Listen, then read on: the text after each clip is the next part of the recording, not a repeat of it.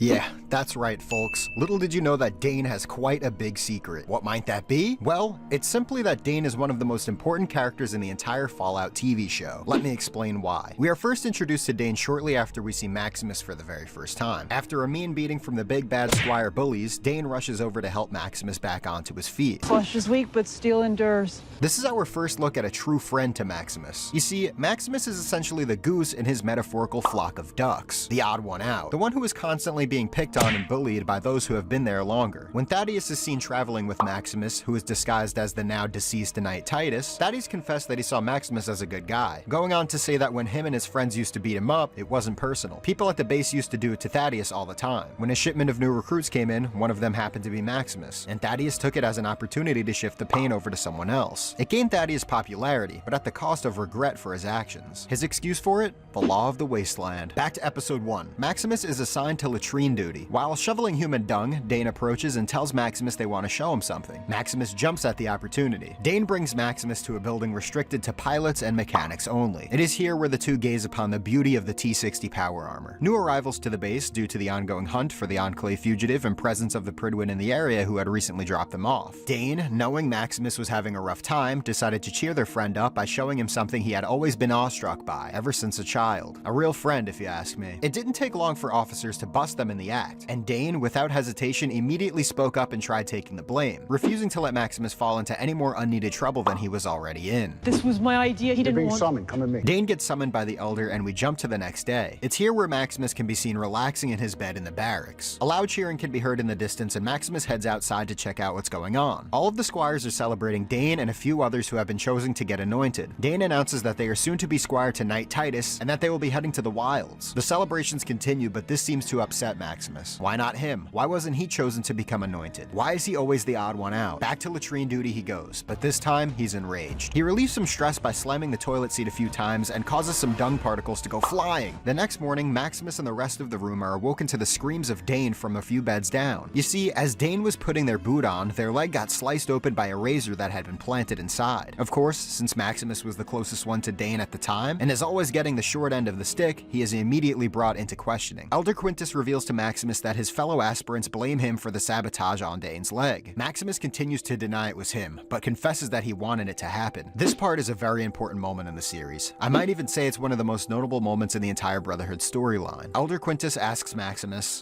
How are you? Weak? Maximus hesitates for a moment before responding, I don't want to be red. Look at the response Quintus gives back. He is sick and tired of having such a weak brotherhood. Maximus takes a moment to thank Quintus for giving him a home, guidance, a place in the world. He finally gains some confidence and says, if I could help the brotherhood make it better, Eden, or whatever, even if it means giving my own life, I'll do it. And I'd be grateful to the Brotherhood for giving my life meaning. That's all it took. Quintus had been won over. Finally, someone is starting to show some initiative around here, he thinks to himself. And you will be Knight Titus, new squire.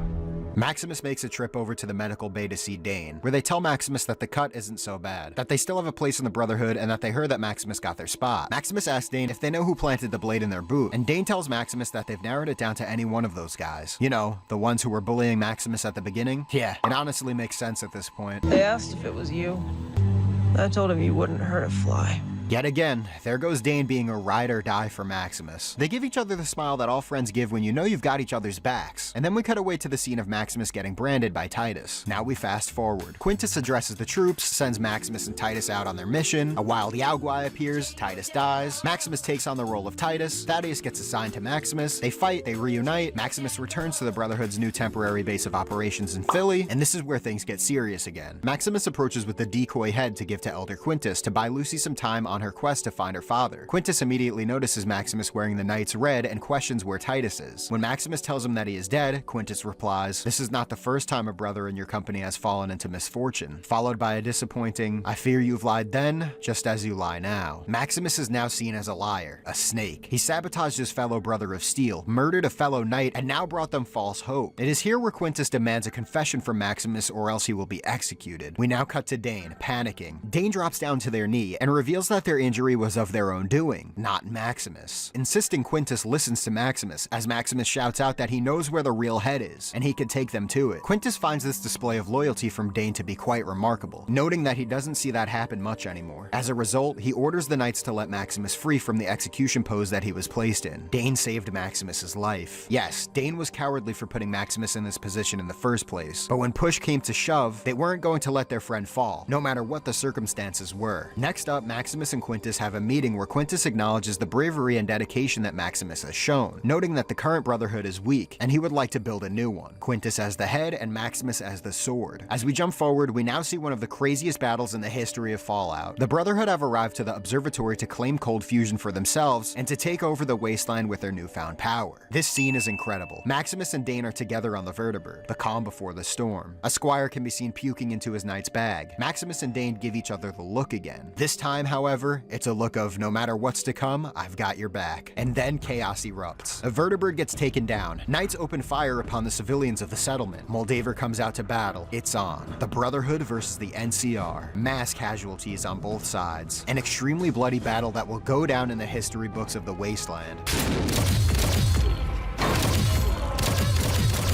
After most of the fighting has settled, Maximus comes across Lucy and Hank. He frees Hank, all to find out that Hank was the one who bombed his home, Shady Sands, when he was a child. Why did you join the Brotherhood?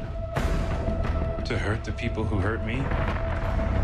Fueled with rage, Maximus goes to attack him, but gets knocked unconscious before he can do anything to him. When Maximus wakes, he sees Moldaver stumble into the room and activate cold fusion, restoring power to the wasteland, and they both take in the incredible view together as she takes her final breath. It is here when Dane and the rest of the Brotherhood of Steel squadron enter the room. Dane notices that Moldaver is dead. Dane says, "Was that their leader? You killed her." And then Dane proceeds to make it known to the rest of the group that Maximus is the hero of the battle, starting a group chant of "All Hail Knight Maximus."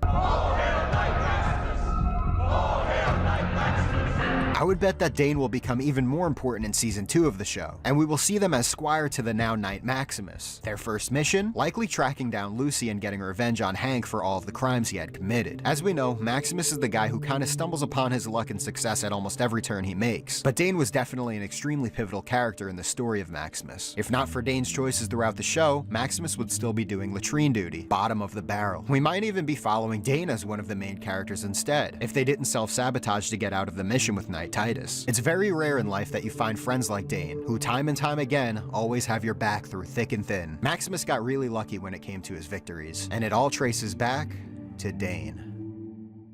You want to make my cock explode now? Sorry, intercourse?